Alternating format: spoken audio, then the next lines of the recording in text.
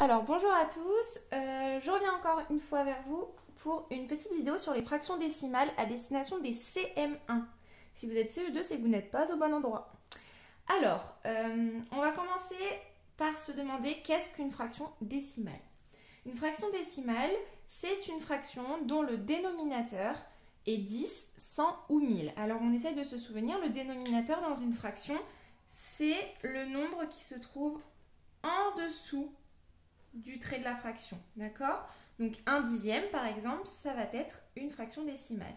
On va aussi avoir un centième ou encore un millième. On peut continuer, hein, un 10 millième, un 100 millième, etc. D'accord? Alors, nous allons voir que nous pouvons représenter ces fractions de différentes manières. Premièrement, si je prends ce carré, d'accord? Ce carré, on sait que ça représente une unité. D'accord? On sait qu'une unité, ça peut être un carré, un rond, un rectangle, un triangle, peu importe. D'accord? Si je partage cette fraction en 10 parties égales, on va essayer de faire ça assez rapidement.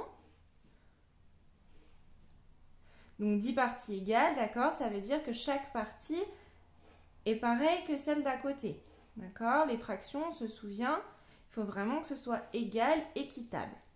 Voilà, donc là j'ai bien 1, 2, 3, 4, 5, 6, 7, 8, 9, 10 parties égales. D'accord? Donc une unité, c'est égal à 10 dixièmes. Vous êtes d'accord avec moi jusque-là? Et je vais continuer, je vais maintenant partager mon unité en 100 parties égales. Donc chaque dixième, je vais le partager encore en 10.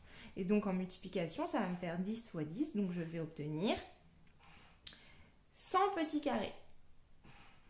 Égaux plutôt. D'accord? Donc on va pouvoir dire que une unité, c'est égal à 10 dixièmes, mais c'est égal aussi à 100 centièmes. Ça veut dire 100 carrés sur mes 100 carrés que je viens de tracer. Ok? Donc on voit bien que 10 dixièmes, c'est la même chose que 100 centièmes. Ok? Prenons maintenant une règle graduée. D'accord? J'ai gradué mon unité, donc je l'ai partagée en 10 parties égales. J'obtiens donc des dixièmes. Alors, je vais vous demander de réfléchir avec moi. Donc, n'hésitez pas à mettre pause sur la vidéo si vous avez besoin de quelques secondes de plus. D'accord? Parce que je ne vais pas non plus attendre que chacun réfléchisse à son allure. D'accord? Donc, n'hésitez pas à mettre pause.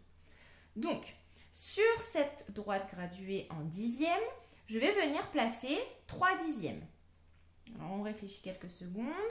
3 dixièmes, je compte tout simplement. Donc ça, c'est des dixièmes. 1 dixième, 2 dixièmes, 3 dixièmes. Ok.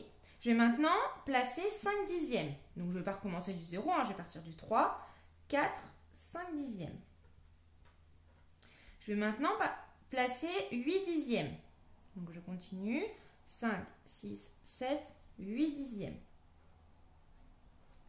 Et le dernier, je vais venir placer 11 dixièmes. Donc le 11 dixième, il se situe ici. Puisque 8, 9, 10 dixièmes, 11 dixièmes. Ok. Prenons maintenant la même règle. Ici, vous voyez, hein, c'est la même, de la même taille. Mais qui, cette fois-ci, est partagée en centièmes. D'accord? Ça veut dire que mon unité a 100 petites parties égales.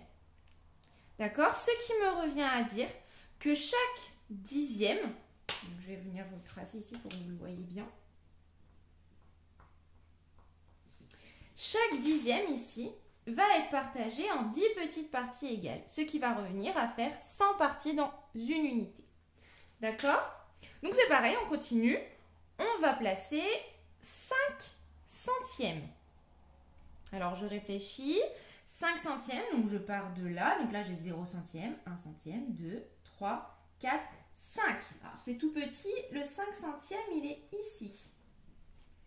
Ok, maintenant je vais venir placer 30 centièmes.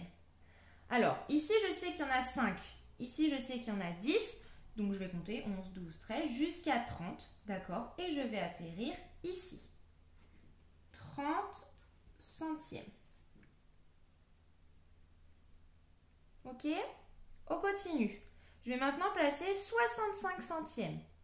Donc 65, ben je compte, d'accord? Alors, c'est un peu long de compter jusqu'à 65, donc je peux compter de 10 en 10. 30, 40, 50, 60, 61, 62, 63, 64, 65, ici. Je vais maintenant placer 80. Donc là, j'étais à 65, 70, 75, 80. 80 centièmes. Et le dernier, je vais venir placer 110 centièmes. Donc 85, 90, 100 centièmes. Et donc 110 centièmes, ici. Voilà. Alors maintenant, je vais vous laisser quelques petites secondes et vous allez me dire ce que vous pouvez remarquer sur ces deux droites graduées. Qu'est-ce que l'on remarque?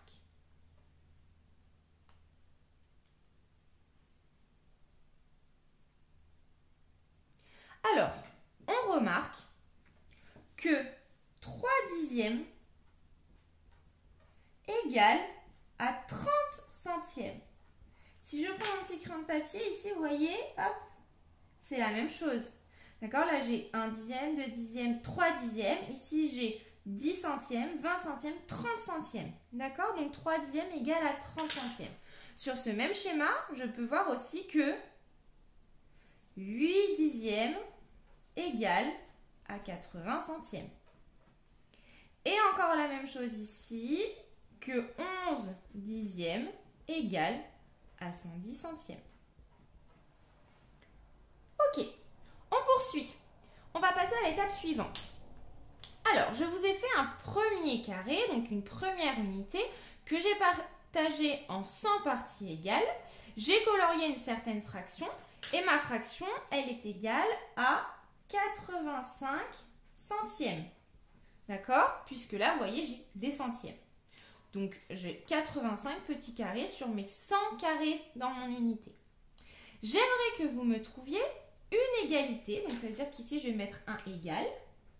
Une unité, une égalité avec ce carré-là.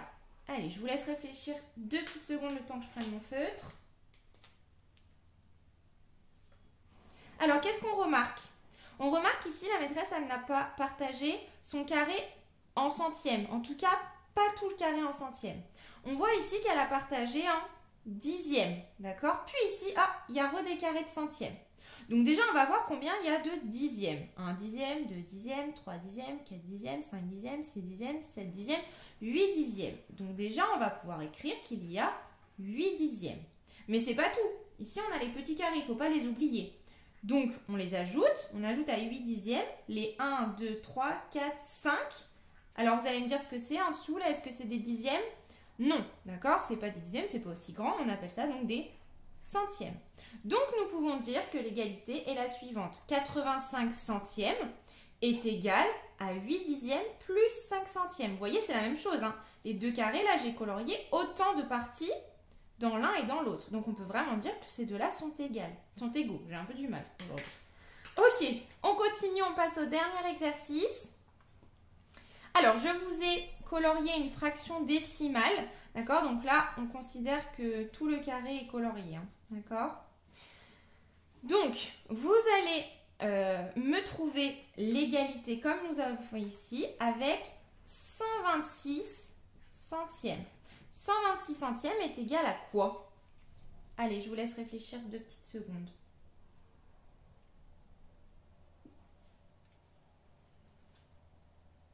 Alors, on y va. 126 centièmes, c'est égal déjà à... Comment on appelle cette chose? On appelle ça une unité, d'accord? Donc à 1. J'ai un carré entier qui est colorié, d'accord?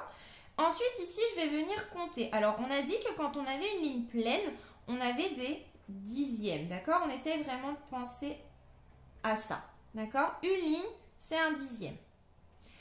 Donc, j'ai un dixième ici et encore un dixième ici. Donc, j'ai 2 dixièmes. J'ai 2 lignes de dixièmes, d'accord? Et ensuite, ici, je vais venir compter. Il va me rester 1, 2, 3, 4, 5, 6 centièmes. D'accord? Donc, je peux dire que 126 centièmes est égal à 1 unité plus 2 dixièmes plus 6 centièmes. J'aurais pu dire aussi que c'était égal à 1 unité plus 26 centièmes, puisque là j'ai 26 petits carrés qui sont coloriés. Ce n'est pas faux, d'accord? Mais moi j'aimerais vraiment que vous me décomposiez en unités s'il y en a, en dixièmes et en centièmes, d'accord? Et donc, ce nombre-là, en réalité, on va l'écrire comme ça. 126 centièmes, c'est égal à 1,26. Ici, nous avons les dixièmes et ici, nous avons les millièmes. D'accord? Et ça, les nombres décimaux, ce sera l'objet du prochain chapitre. Donc, n'hésitez pas à vous refaire cette vidéo plusieurs fois, d'accord? À essayer de réfléchir en même temps que moi. Et une fois que vous aurez bien compris les fractions décimales, les nombres décimaux seront bien plus simples.